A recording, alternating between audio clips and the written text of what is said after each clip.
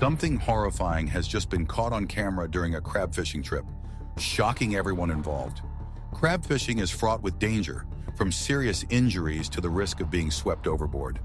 The crew of the Time Bandits, notorious for their risky sea adventures, are out again to catch the prized king crab. What monstrous discovery could have spooked everyone this badly?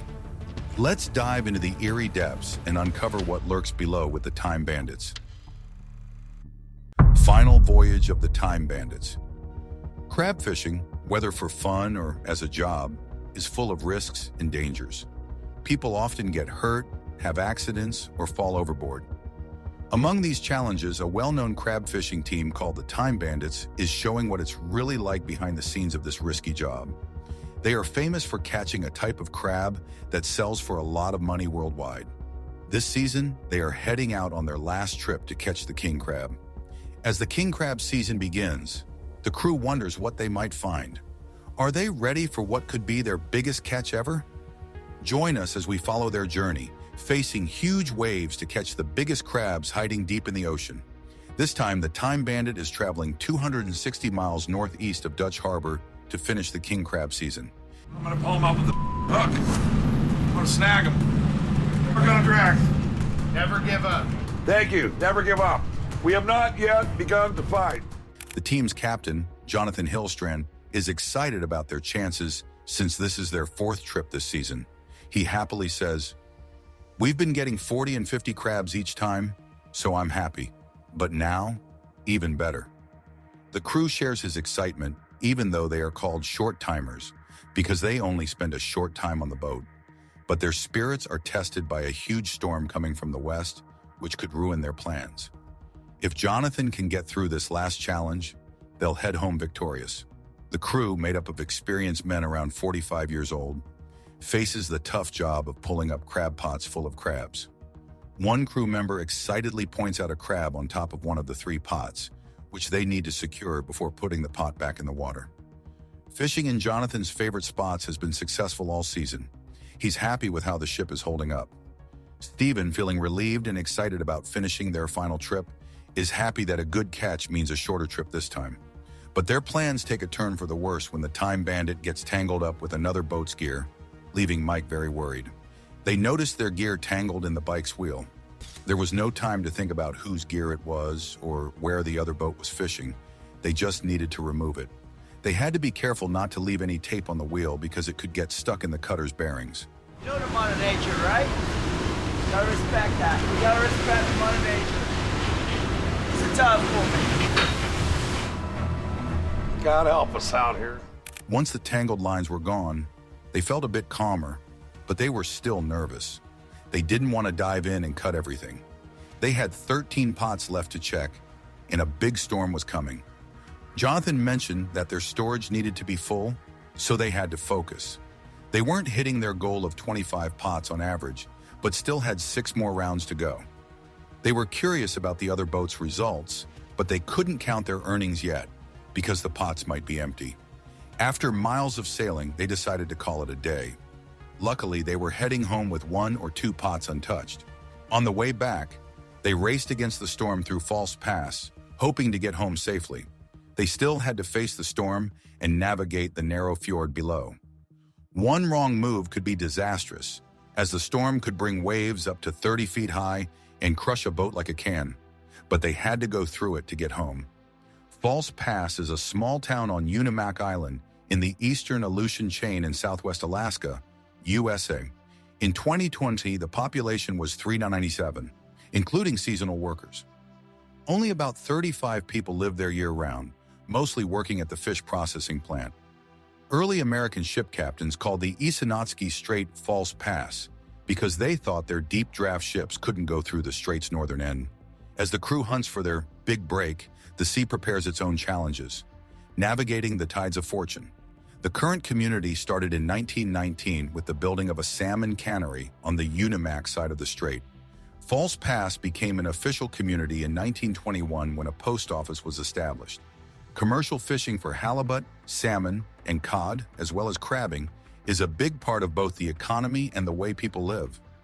False Pass is located along the Aleutian Islands chain, near the easternmost point of Unimak Island. This area is mostly empty, but part of the town covers 10,075 square miles.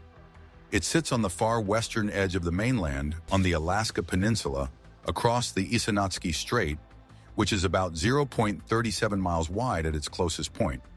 The town is a total of 68.3 square miles, with 41.4 square miles being water, making up 60.63%, and 26.9 square miles of land, according to the U.S. Census Bureau. People are motivated by the results of their efforts. This is true for the crew members who wanted to earn $1 million through fishing. Did they make it? While chasing this multi-million-dollar dream, the boat was 190 miles northwest of Dutch Harbor when they began to hear the whistles of strong water waves near the Pribilof Islands. One crew member stressed the importance of respecting nature during this time. Jonathan prayed for divine help to improve their fishing activities. They pursued their catch from 180 fathoms up to about 300 and 5,400 fathoms. He said they needed to catch between 4,000 and 5,000 pounds per selection to make $1 million. Yeah, baby!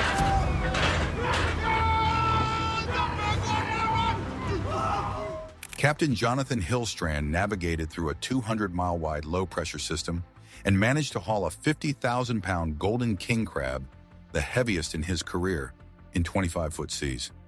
He soon announced they were reaching 6,000 fathoms and eventually found the right depth. The truth was that the animals seemed plentiful. They were able to catch large, plump, red crabs, which surprised and excited them. The king crab, a decapod crustacean, is primarily found in cold waters. But that wasn't the end of their challenges. The rough seas and unpredictable weather made every trip a test of their skills and endurance. Despite the odds, the crew kept pushing, driven by their goal and the promise of a big payday. Many species are often caught and sold as food because of their large size and tasty meat. One of these is the red king crab, which is known for its noticeable spines. Even though they are called king crabs, they are not true crabs. They are believed to have evolved from the Paguridae family, which includes hermit crabs. This might explain why their bodies are not symmetrical, hinting at their evolutionary history. Unique body features of king crabs and hermit crabs support this idea. I'm not going to say nothing yet, because all of a sudden it could be blanks. 5 more pots, we're going home. King crabs are often cited as a prime example of a process called carcinization, where animals that are not crabs evolve to look like crabs. There are still many questions about this process, but the king crab's uneven abdomen is a key clue, similar to the hermit crab's need to fit into spiral shells. King crabs are edible and can be found in various places, including the Bering Sea off Alaska's coast and the shallow waters of Japan. They are one of the largest crabs, weighing up to 11 pounds. They are highly valued for their size and tasty meat, and large numbers are fished commercially every year. Sometimes members of the Scyphosaura order, known as horseshoe crabs, are also called king crabs. King crabs undergo a molting process before mating, and their eggs hatch in the spring. Female crabs carry the eggs on their bodies for almost a year before they hatch. Triggered by the spring plankton bloom, the crabs move deeper, and so does the crew, braving the unknown. The migratory mysteries of the majestic red king crabs.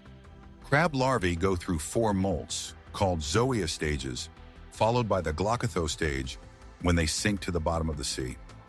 After this last molt, they look like fully developed crabs and keep growing with each molt. Younger crabs usually stay in shallower waters. Every year, the majestic red king crabs migrate to deeper waters and then return to shallow areas to lay their eggs. These crabs can live up to 25 to 30 years, though most don't make it that long due to various challenges they face.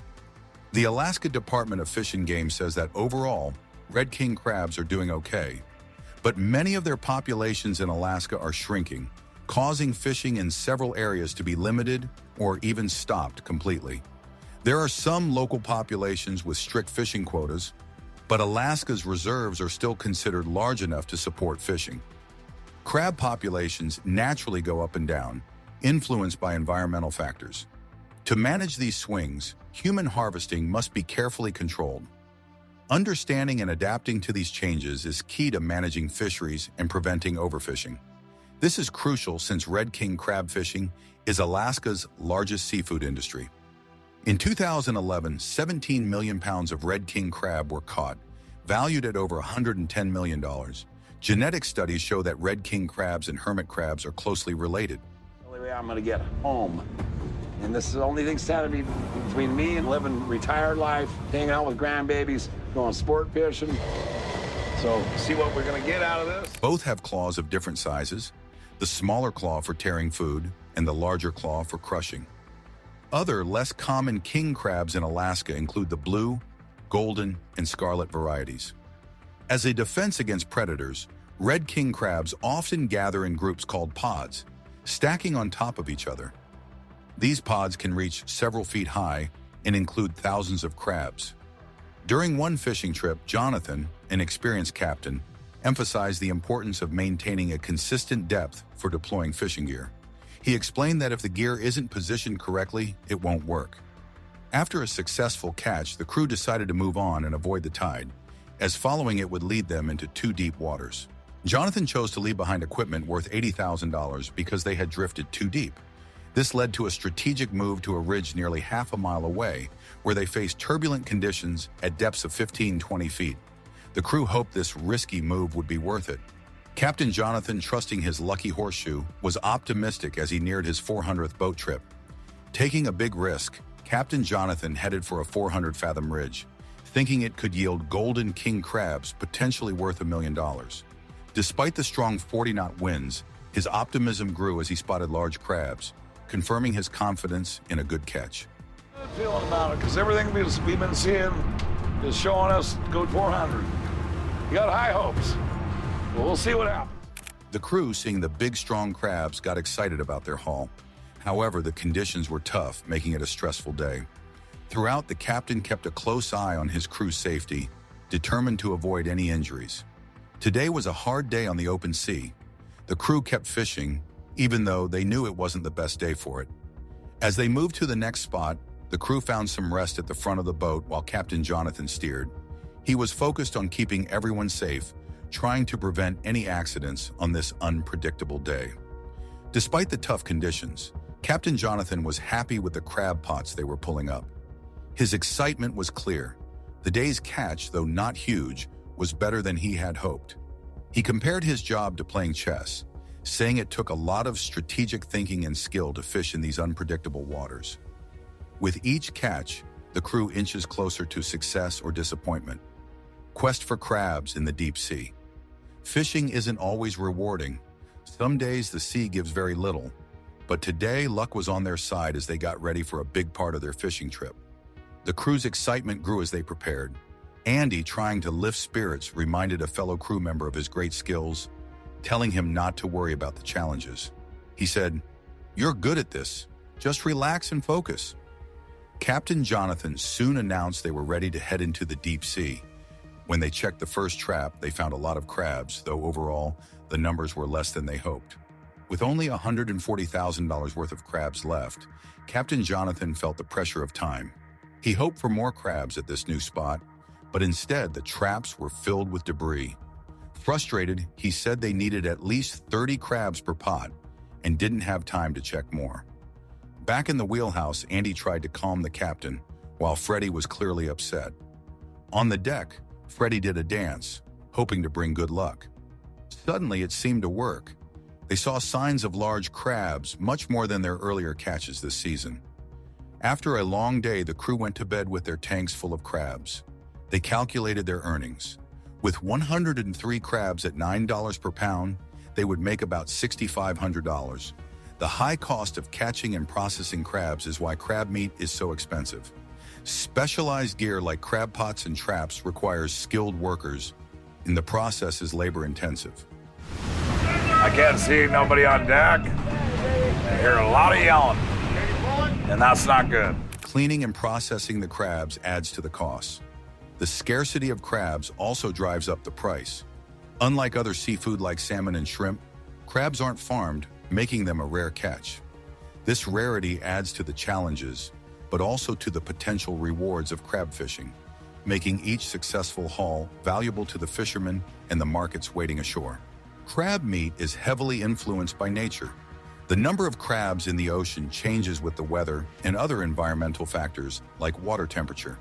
Because of its unique flavor and texture, crab meat is in high demand and considered a delicacy by many seafood lovers. This has only made it more popular over the years, leading to higher demand and rising costs. Seafood enthusiasts from around the world love this expensive treat for its special taste and feel. The rising cost of crab meat is due to various factors, including the high expenses of catching and processing crabs, limited supply, and strong demand. Even though it is costly, many still treasure crab meat for its unique qualities. So I got to go up there and stack that on, and I don't know what I'm going to do then. So I'll have to call you up and have a conference with you. Executive decision time or whatever. As the fishing trip ends, it's time to wrap up and bring the crew home. Jonathan thanks Andy for the enjoyable fishing experience. Andy, nearly moved to tears, reflects on their wild journey together. Andy and John talk about their experiences at sea, discussing the good, the bad, and the ugly moments, all of which add up to a fantastic adventure. John and his older brother Andy have just finished their first fishing trip, catching a significant amount of crab. They arrive at King Cove to offload, with Jonathan proudly commending the crew. They reach the dock 9 days late and initially struggle, but ultimately they catch over 70,000 pounds of crab, valued at about $850,000. This makes for a triumphant return for the kids back home. After one last trip with his older brother, John flies back home, while Andy returns to the mainland feeling joyful. Jonathan is grateful to have brought the brothers home safely and once again thanks them for their help. The sea turns icy, testing the crew's strength and teamwork. Triumph and tumult on the Alaskan seas. Crab fishing is a rewarding yet dangerous job because of the intense activities and unpredictable encounters at sea.